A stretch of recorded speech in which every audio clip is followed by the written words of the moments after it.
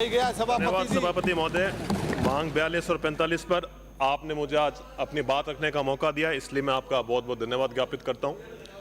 650 kilometre लंबी इस इंदिरा गांधी नहर परियोजना से तकरीबन राज्य के 16 जिले लाभान्वित होते हैं।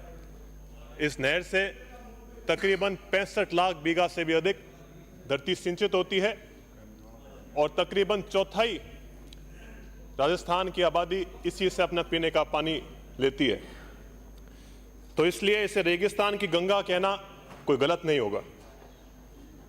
8000 करोड़ की लागत से बनने वाली इंदिरा गांधी नहर परियोजना प्रत्येक वर्ष हिंदुस्तान को तकरीबन 16,000 करोड़ की फसल देती है, $2 बिलियन।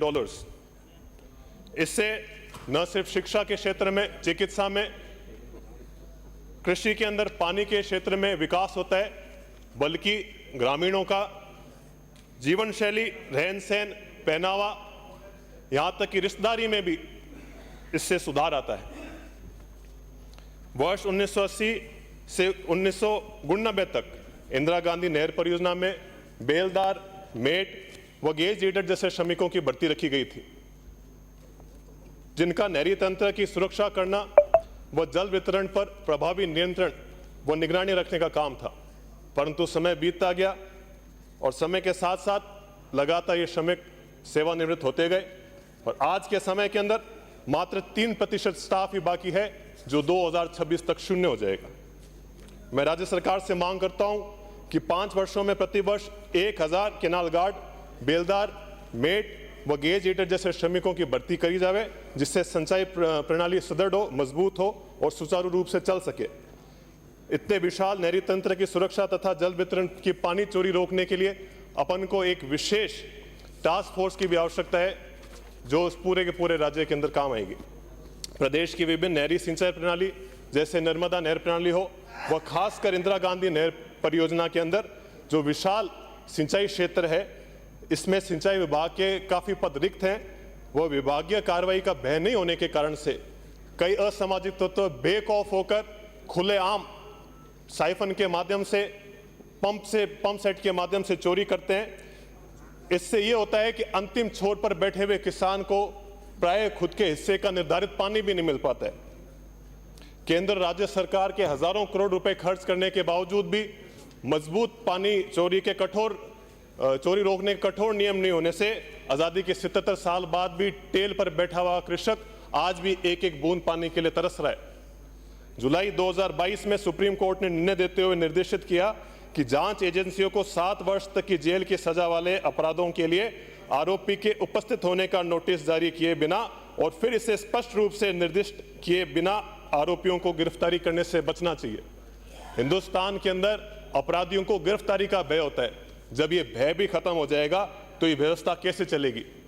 तो मैं आप सदन के माध्यम से मैं अनुरोध करूंगा कि राजस्थान इरिगेशन और ड्रेनेज एक्ट 1954 की धारा 55 में संशोधन कर जो भी लगातार पानी चोरी करता हुआ आतंक अपराधी हो, उसके खिलाफ 7 साल से अधिक सजा हो, जिससे उनमें भय व्याप्त होगा, जब भी अंतिम छोर तक पूरा पानी पहुंच पाएगा।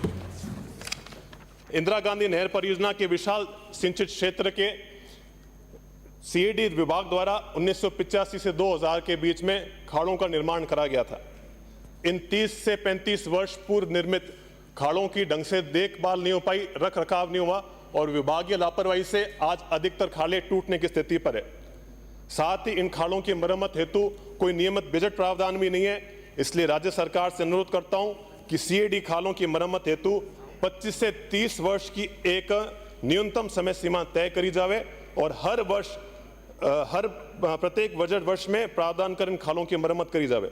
इसी संबंध में मेरे विधानसभा क्षेत्र में 1985 से 90 के बीच में जो भी खाड़े बने गए हैं, उनके लिए बरसुलपुर शाखा के लिए 70 करोड़ और चाणवाला शाखा के लिए 50 करोड़ का अतिरिक्त बजट भी हमको आवश्यकता रहेगी। आज से 30-35 वर्ष पूर्व अधिकतर ग्रामीण गांव के अंदर निवास करते थे, परंतु जैसे समय बीता नहर व सिंचाई की सुविधा होने से लोग चकों में रहने लगे, परंतु रेगिस्तानी क्षेत्र होने के कारण पुलिये भी वहां पर पर्याप्त नहीं थे, इसलिए लोगों के आवागमन में काफी समस्याओं का सामना करना पड़ता है। इसलिए रेगिस्तानी क्षेत्र के अंदर जल्द से जल्द पर्याप्त पुलियों का निर्माण, नहर पर पुलिया बनाने का भी आवश्यकता है। मेरे विधानसभा क्षेत्र में कोलायत में आने वाली 2 बड़ी शाखाएं बरसुलपुर शाखा और चाणवाला शाखा में क्रमशः 100 करोड़ व 125 करोड़ के सुदृढ़ीकरण कार्य और मरम्मत कार्य 2023-24 में स्वीकृत करे गए थे, परंतु मुझे बड़े दुख से कहना पड़ रहा है, विगत सरकार में हुए भ्रष्टाचार के कारण से इन कामों का सरकारी मापदंडों के अनुसार ये कार्य नहीं हो पाए और ना ही इनकी गुणवत्ता उस स्तर की रही।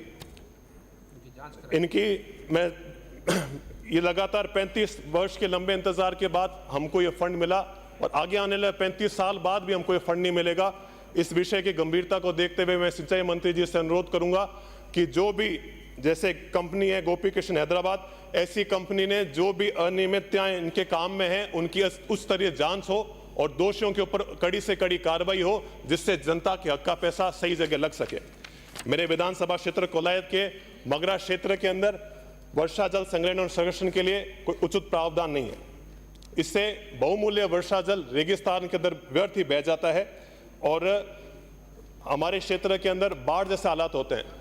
अगस्त 2023 के अंदर अतिवृष्टि से हमारे क्षेत्र के कई गांव जैसे मंडाल, भाटियान, मंडाल, चारनान, गडियाला, मोटासर, ग्रांदी, बज्जू, ऐसे गांव में बाढ़ की स्थिति हो गई थी।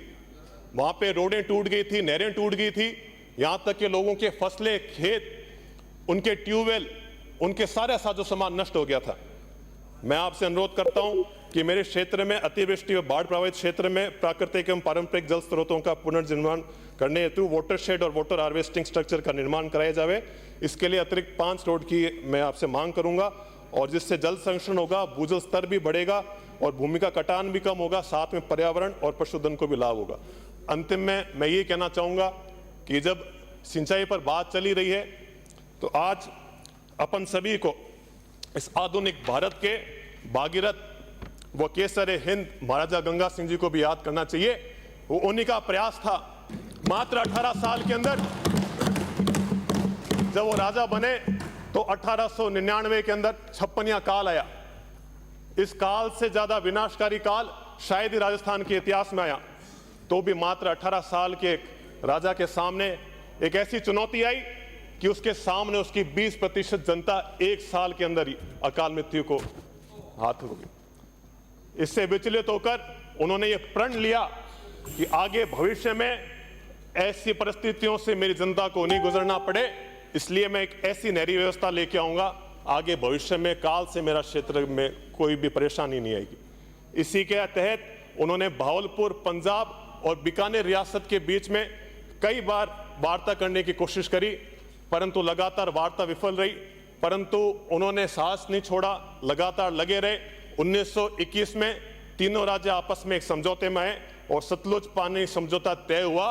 उसी के कारण 1927 के अंदर इस रेगिस्तान को चीरते हुए गंग कैनाल अपने बीकानेर के अंदर, अपने राजस्थान के अंदर आई। इसके लिए तकरीबन उस समय में 5 करोड़ रुपए खर्च हुए, परंतु महाराजा बस एक मिनट, उस समय महाराजा गंगा सिंह जी ने यह बात रखी कि मैं अंग्रेजों की सरकार से 1 रुपए भी नहीं लूंगा।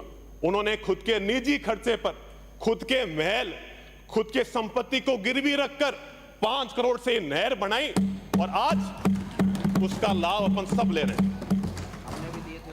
जिंदगी के आखिरी समय के अंदर गंगा सिंह जी कैंसर से त्रस्त थे, पीड़ित थे।